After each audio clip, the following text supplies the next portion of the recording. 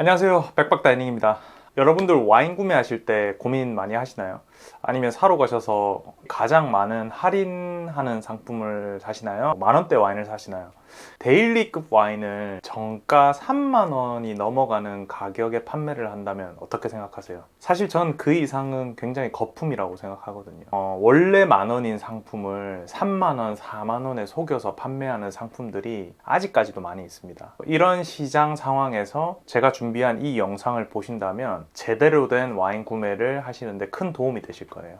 오늘 제가 와인의 양조 과정부터 수출의 전 과정까지 한번 말씀드려 보겠습니다. How is beautiful memories? 앞에 저희 영상을 보셨다면 와인, 술은 어떻게 만들어지는지 안 보신 분들을 위해서 다시 한번 말씀을 드려보겠습니다.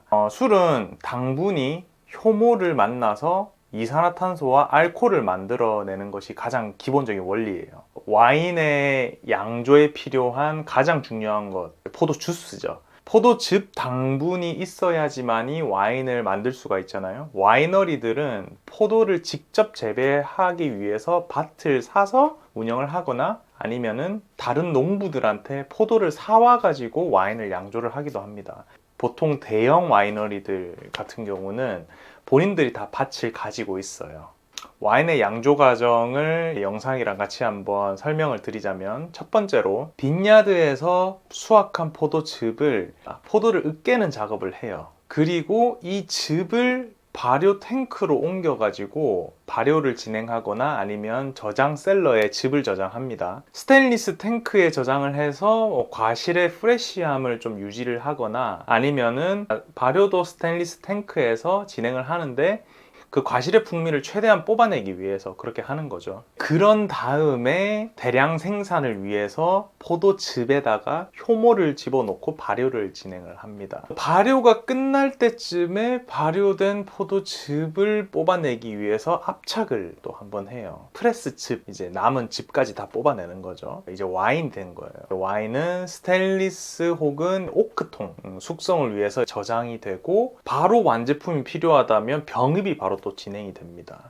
How is beautiful? 자, 방금까지 말씀드린 게 레드 와인의 양조 과정이었고요. 화이트 와인의 경우는 어떻게 되는 건가? 화이트 와인은 포도를 으깬 다음에 압착을 먼저 진행을 해요. 레드 와인 같은 경우는 압착을 뒤에 했잖아요. 화이트 와인은 압착을 먼저 진행합니다. 압착 진행하고 포도 껍질을 다 버려요. 포도 주스만으로 알코올 발효를 탱크에서 진행합니다. 레드 와인과 화이트 와인의 차이를 이제 좀 아시겠죠? 레드 와인은 포도 껍질이랑 함께 발효, 화이트 와인은 포도 주스만 발효. 자, 그 뒤에 저장과 숙성에 대한 전체적인 흐름은 같습니다. 이렇게 발효가 끝난 와인은 어떻게 또 한국으로 이제 오게 되는지 말씀을 드리자면, 저희가 한국에서 제조되는 상품들과 마찬가지로 공장에서 병입 과정을 거치게 돼요. 불량인 제품을 또 걸러내기 위해서 병 마킹 프로세스를 전부 진행하고 박스 패키징까지 자동화로 진행이 됩니다. 끝난 상품은 창고에 저장이 되었다가 주문 오도 수량에 따라서 컨테이너 20피트 혹은 40피트 짝에 이제 실려서 배를 타고 한국으로 오게 되는 거죠. 이게 와인이 생산돼서 한국으로 오게 되는 전체적인 이제 그 과정이에요. 물론 와이너리 규모에 따라서 양조자 성격에 따라서 뭐 양조 패킹하는 방법이 다 틀릴 겁니다.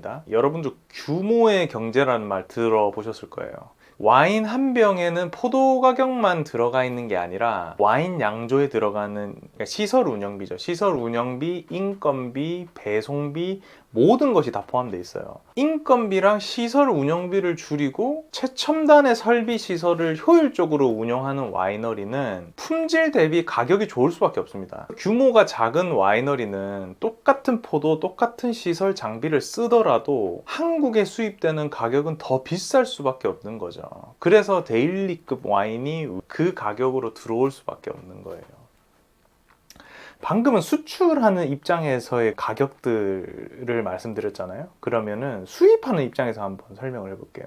한국에 굉장히 많은 수입사들이 있죠. 뭐 신세계부터 해서 뭐 롯데, 그리고 작은 중소 수입사들까지. 수출을 하는 그 과정에서의 단가가 세팅이 다 있다면 이 수입을 할 때 단가는 그 수출하는 가격에 그 가격이 엎어져요. 물류비죠. 근데 이 과정에서 또 가격 변동이 있는 게 똑같은 품질 와인을 가져오더라도 많이 가져오면 올수록 와인의 가격은 싸집니다. 예를 들어서 A라는 와인 회사가 6,000병 20피트 컨테이너를 꽉 채워서 들고 와요. 이제 B라는 와인 회사는 똑같은 와인을 가지고 300에서 400병밖에 들고 오지를 못해. 이 와인의 가격은 달라질 수밖에 없습니다.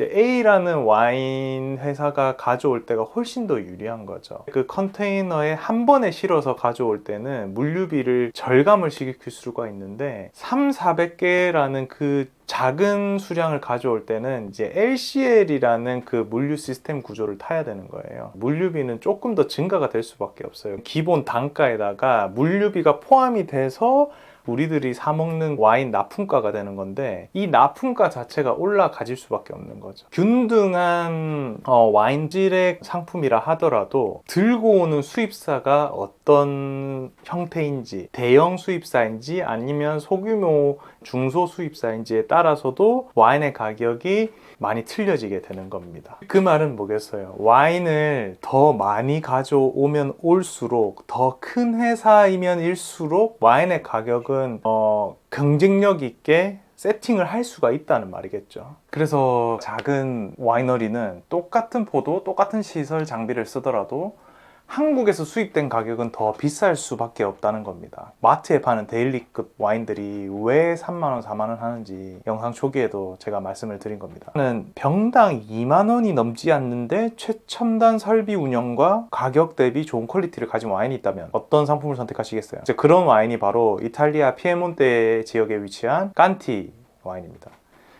깐티 와인은 한국에서 뿐만이 아니라 이태리 현지에서도 가장 유명한 와이너리 중 하나이고 현지에서 매출 탑5를 차지하고 있는 그런 와이너리예요. 그 명성에 맞게 와이너리도 대형 시설을 갖추고 있고 1시간에 한 3만 병 이상을 생산을 해내요. 엄청난 최첨단 장비 시설을 운영을 하고 있는 그런 와이너리입니다. 와인이 다 손으로 만들어야 되고 장인 정신으로 만들어야 되고 뭐 허름해야 되고 지하에 있고 뭐 그런 걸 다 상상하시는데 사실 그런 와이너리들은 되게 극소수고 우리들이 접하기 힘든 엄청난 고가의 와인들이에요. 와인 한 병에 100만 원이 우스워요. 제가 말씀드린 그런 와인들은 우리 일상에서 가장 많이 접할 수 있는 와인, 대중적으로 접할 수 있는 와인을 말씀드리는 거예요. 다시 돌아가서 기계로 모든 것을 운영한다고 퀄리티가 떨어지나요? 오히려 퀄리티는 더 상승을 해요. 인건비는 줄어들고 가격 경쟁력은 더 가져갈 수 있는 거죠. 사람들이 작업을 하면서 놓칠 수 있는 그런 실수를 최소화하고 사람이 할 수 없는 일까지 다 처리를 할 수 있는 거죠. 예를 들면 칸티 와이너리는 전 세계에서 몇 안 되는 그 와인 미네랄, 마이크로한 성분까지 측정을 해서 와인 퀄리티를 균등하게 맞추는 기계를 소유하고 있는 회사입니다. 그 중 하나가 여러분들이 잘 알고 있는 모ët 샹동 샴페인 LVMH 회사예요. 좋은 가격과 퀄리티 가지고 있다면 우리가 구매를 마다할 일은 없잖아요. 전국 이마트와 백화점, 와인샵에서도 이 프라텔리 마티니 칸티 와인을 만나볼 수가 있고 칸티 모스카토 다스티는 꼭 한번 드셔보길 추천을 드립니다. How is beautiful. 자, 오늘은 와인의 양조 과정부터 한국의 수출 과정, 좋은 품질과 가격을 가지고 있는 와인까지 한번 추천을 해드려봤는데요. 다음 영상에서는 해당 와인과 손쉽게 페어링 할 수 있는 그런 음식 영상으로 한번 찾아뵙겠습니다. 아마 깜짝 놀라실 거예요. 그럼 다음 영상에서 찾아뵙도록 하겠습니다. 감사합니다.